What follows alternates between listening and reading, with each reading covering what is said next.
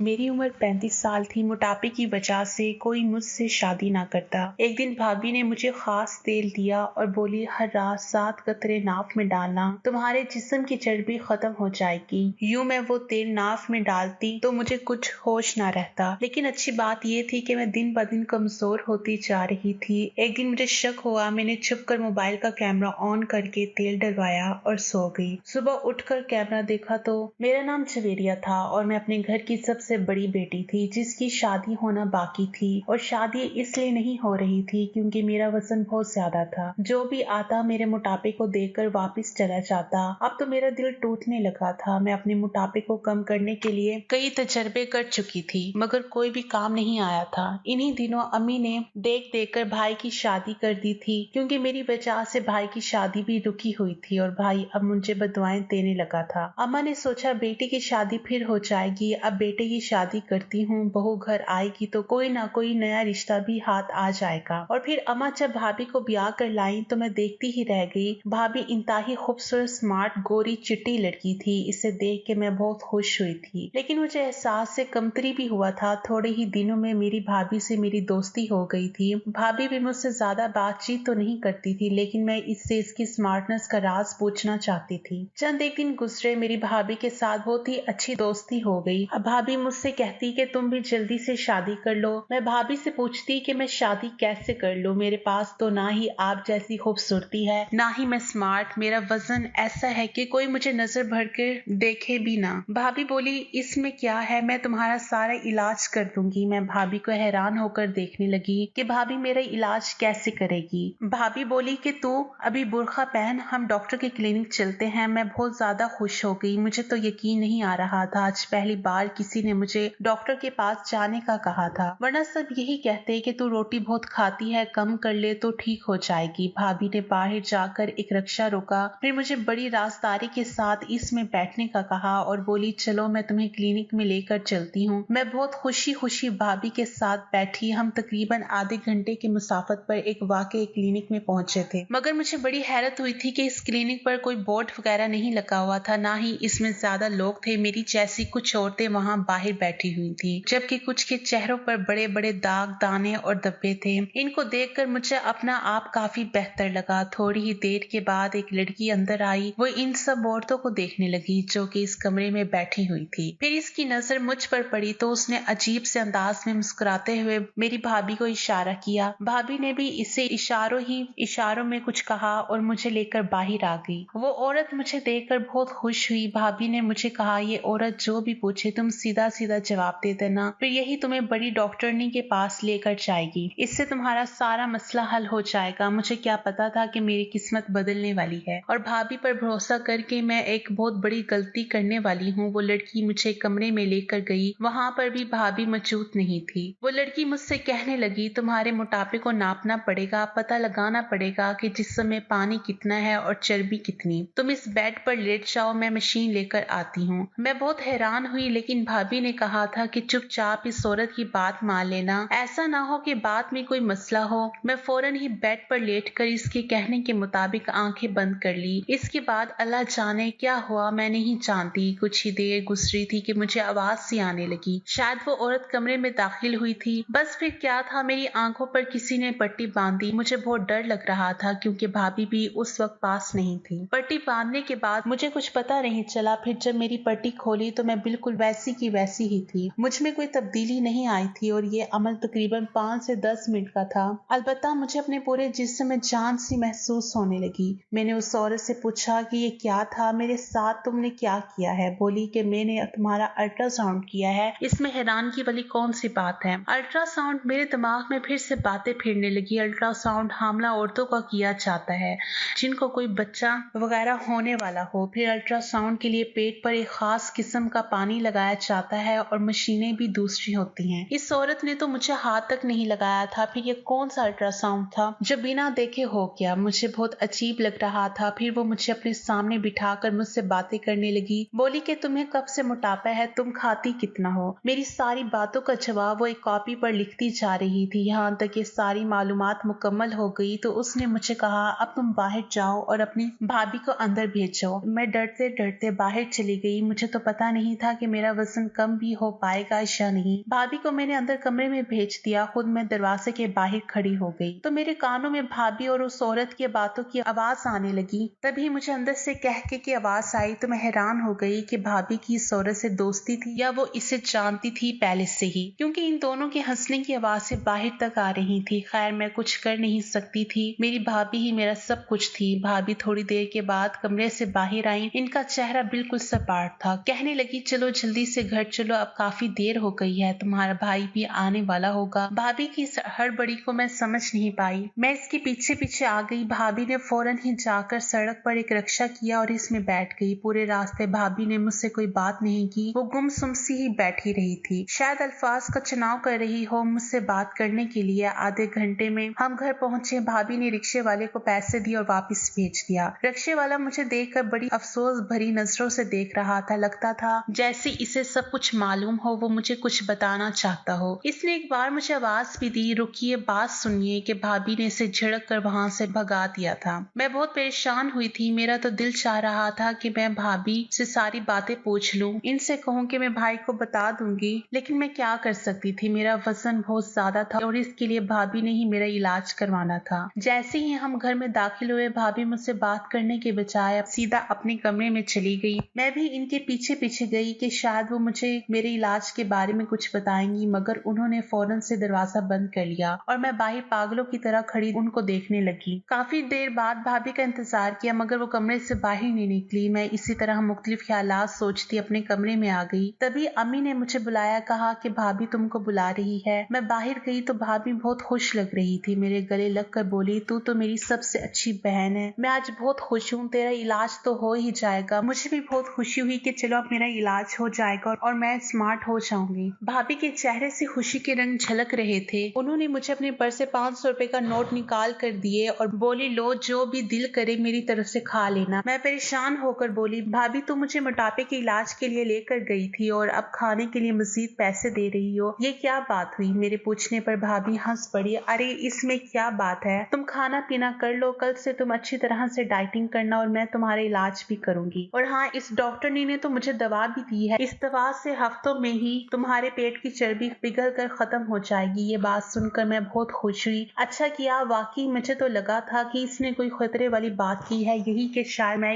इलाज हूँ, मेरा कोई इलाज नहीं हो सकता। मेरी बात पर भाभी हंस पड़ी और फिर बड़ी ही शैतानी मुस्कुराहट चेहरे पर सजा कर बोली तुम्हारा इलाज है मेरी जान, बस तुम्हें थोड़ा सा सब्र करने की जरूरत है। भाभी के ऐसे तासुरात देखकर मैं फिर खामोश हो गई। इस बातचीत के दौरान में पता ही ना चला कब मेरा भाई भी घर आ गया। मैंने, भाभी ने और भाई ने खूब मजा किया। हम लोगों ने बाहर से खाना मंगवाया और खाया। इन समय मैं अपनी दवा के बारे में भूल गई थी। सब कामों से फारिग होकर भाभी मेरे कमरे में आई। इसके हाथ में छोटी सी शीशे की बोतल थी। मेरी तरफ देखते ही बोली यही वो दवा है जो इस डॉक्टरनी ने मुझे दी है। मैंने कहा इससे क्या होगा, ये तो बहुत थोड़ी सी दवा है। नहीं, इसी से तो असर होगा, ये बहुत तासीर वाली दवा है। ये कहकर भाभी ने वो बोतल मुझे दिखाई। इसमें खास किस्म का तेल था। भाभी ने मुझे बताया कि इस तेल के 7 कतरे नाक में डालकर रात भर सो जाना, सुबह उठोगी तो तुम्हारा वजन कम होने के लिए तुम्हारे जिस्म में बहुत सारी तब्दीलियां आना शुरू हो जाएंगी। भाभी की बात सुनकर मैं बहुत खुश हुई। भाभी ने कहा कि ये दवा बहुत महंगी है, मैंने तुम्हारे लिए 20,000 रुपए की ली है, सो इस तेल का बहुत एहतियात करना, 7 कतरे तेल के नाक में डालती रहना, इससे तुम्हें बहुत ज्यादा मदद मिलेगी। मैं भाभी की बात सुनकर इनकी बहुत शुक्रगुजार हुई। फिर अचानक भाभी को कुछ याद आया और वो बोली बात सुनो, तुम इस दवा को नाक में डालने के बाद अपने कमरे में ही रहना, कहीं इधर उधर मत जाना, इससे नींद बहुत आती है। जी भाभी, मैं कहीं नहीं जाऊंगी, आप फिक्र ना करें, पूरा कोर्स मुकम्मल करूंगी। हाँ, बहुत अच्छी बात है, चलो अब मैं चलती हूँ, रात बहुत हो गई है। ये कहकर भाभी मेरे कमरे से चली गई और मैं शीशी को देखने लगी जो बहुत ही छोटी सी थी। इसमें जैसे लगता था तेल नहीं बल्कि जहर के कतरे हों। मैंने इसे खोला तो एक अजीब सी बदबू मेरे नाक से टकराई थी। खैर मैंने दरवाजा बंद किया और इसका इस्तेमाल करने के बाद मैं सो गई। मुझे उस रात बहुत गहरी नींद आई थी। काफी देर में सोती रही, बिल्कुल ऐसे जैसे कोई बेहोश होता है। सुबह के तकरीबन 11 बजे अम्मा ने मेरा दरवाजा जोर जोर से बजाया। अम्मा की दस्तक सुनकर मैं बहुत ज्यादा डर गई थी, क्योंकि ऐसा पहले कभी नहीं हुआ था। उठते साथ ही मेरी नजर घड़ी पर पड़ी तो मैं हैरान रह गई थी कि सुबह के 11 बज रहे थे, हालांकि ऐसा होना नहीं चाहिए था। मैं सुबह के 11 बजे तक आज तक कभी नहीं सोई थी। मैंने हमेशा अपनी जिंदगी में मुनज़्ज़म जिंदगी गुजारी थी। फिर जैसे ही मैंने दरवाजा दरवाजा खोला तो अम्मा की मुझ पर नजर पड़ते ही वो परेशान होकर मुझे देखने लगी। अरे बेटी क्या हुआ, तुम तो बहुत जल्दी उठ जाया करती हो, आज ऐसी क्या बात हो गई? अम्मी के कहने पर मैं वाकई खुद को हैरत से देखने लगी। मेरे जिस्म से भी बू आ रही थी, मुझे लगा जैसे मैं किसी कीचड़ भरे बसार में सोई हुई हूँ, क्योंकि मेरे कपड़ों से भी अजीब किस्म की बदबू आ रही थी जिसे सूंघा नहीं जा रहा था। वो तो शुक्र है कि अम्मा ने इस बदबू को महसूस नहीं किया। मैं नाश्ते पर जाने से पहले नहाने के लिए अपने कमरे में चली गई, नहा धोकर बाहर निकली। अपना आप तरोताजा महसूस हुआ। मुझे बहुत बुरा भी लग रहा था कि इस तरह सोने से मेरे कपड़े पहले कभी बदबूदार नहीं हुए थे, लेकिन आज तो एक अजीब ही मामला मेरे साथ पेश आ रहा था जिसका सर पैर मुझे नजर न आ रहा था। थोड़ी ही देर बाद मैं नाश्ते पर गई, भाभी भी मेरे साथ बैठी थी। मुझे देखकर भाभी बहुत खुश हो रही थी, बोली कि रात को नींद कैसे आई। मैं भाभी को ये भी नहीं कह सकती थी कि मुझे बहुत ज्यादा नींद आई, बल्कि नशे वाली नींद आई, क्योंकि अम्मा भी साथ बैठी थी और हो सकता था कि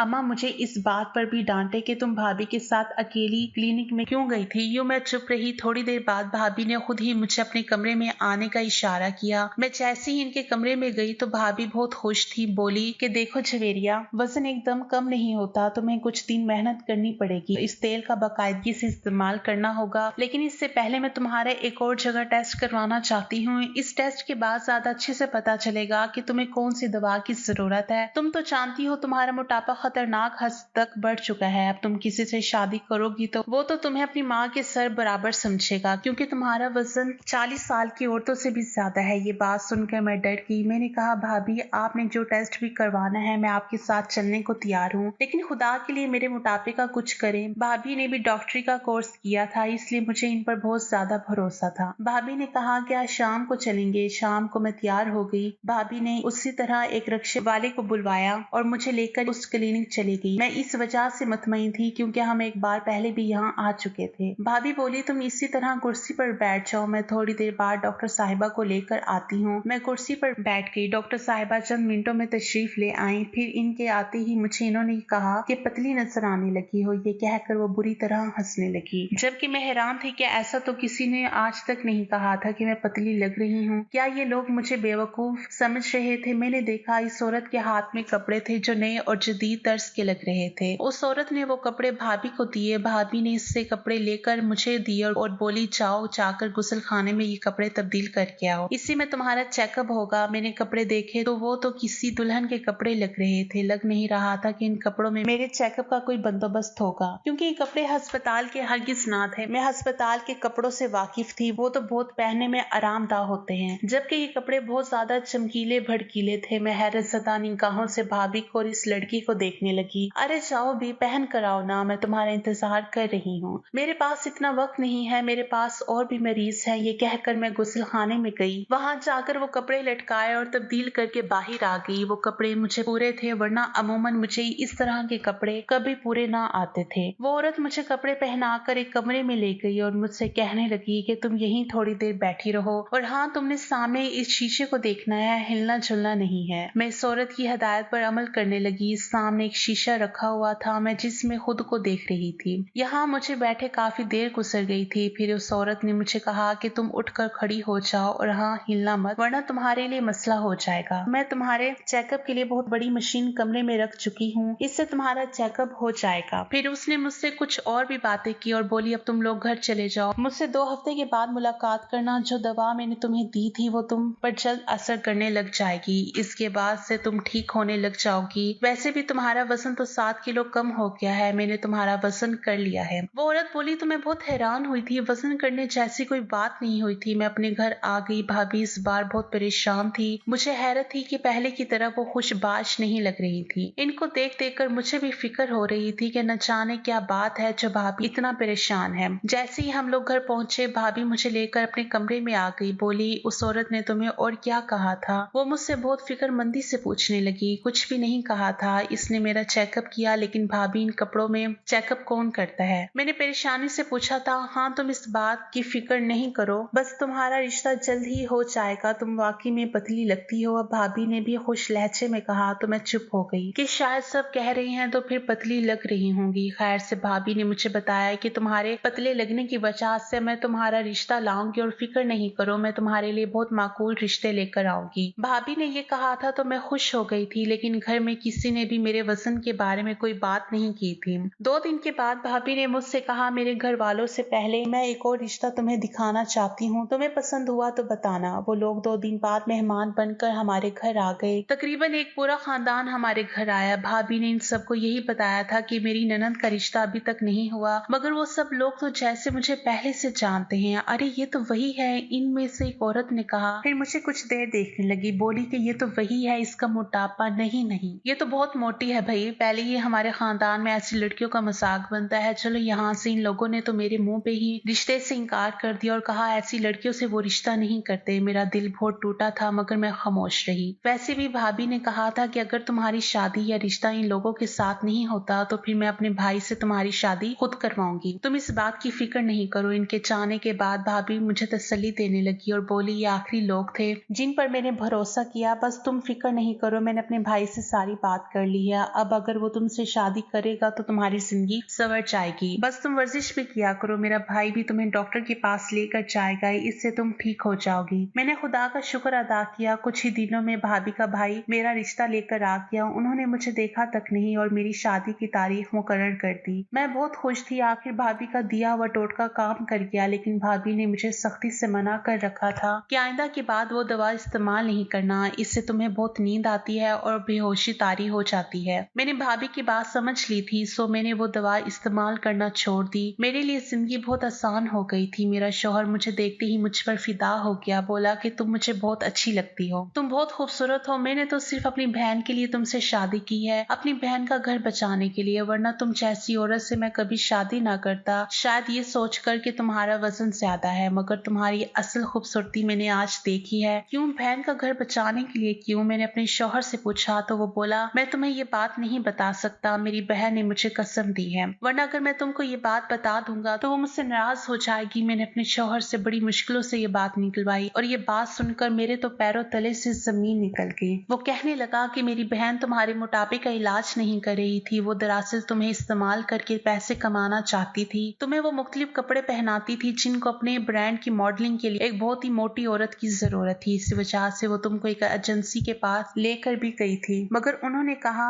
कि तुम इस तरह तस्वीरें नहीं बनवाओगी, सो तुमको कोई बहाना बनाना होगा। कुछ अर्सा तो इसने ये सिलसिला चलाया, 1-2 तस्वीरें रिसाले में भी छप गई थी, लेकिन इस बात पर तुम्हारी भाभी बहुत परेशान हो गई क्योंकि तुम मशहूर होने लगी थी और ये बात अगर तुम्हारे भाई को पता चल जाती तो वो मेरी बहन को तलाक दे देता। बस इसीलिए इसने तुम्हारी शादी का बंदोबस्त मुझसे कर दिया। मेरा शौहर ये कहकर तो खामोश हो गया। मेरे जहन में आंधी तूफान की तरह पिछले गुजरे वाकयात चलने लगे। मैं सोच भी नहीं सकती थी कि भाभी मुझे अपने पैसों के हसूल के लिए इस्तेमाल करेगी, क्योंकि वो भी एक माकूल घराने से ताल्लुक रखती थी। लेकिन अच्छी बात यह थी कि इसने अपने नुकसान का साला कर दिया था। अपने भाई से मेरी शादी का बंदोबस्त कर दिया ताकि मैं जमाने भर में जलील व रुसवा ना हूँ। अब मैं भी इसे कुछ कह नहीं सकती थी। मेरे शौहर ने मुझे कसम दी है, वरना भाभी मेरे सामने बहुत शर्मिंदा होती और अगर भाई को ये बात पता चलती तो वो तो भाभी को फौरन ही तलाक दे देते। इसलिए मैंने अपने भाई से कोई बात ना की, क्योंकि मेरी शादी हो गई और मुझे अब किसी से कोई गर्ज नहीं। आपको अगर ये कहानी अच्छी लगी है तो इस वीडियो को लाइक कीजिए और इस तरह की मजीद कहानियां सुनने के लिए हमारे चैनल को जरूर सब्सक्राइब कीजिए। कहानी सुनने का शुक्रिया। आपसे मुलाकात होगी अगली वीडियो में, तब तक के लिए अल्लाह हाफिज।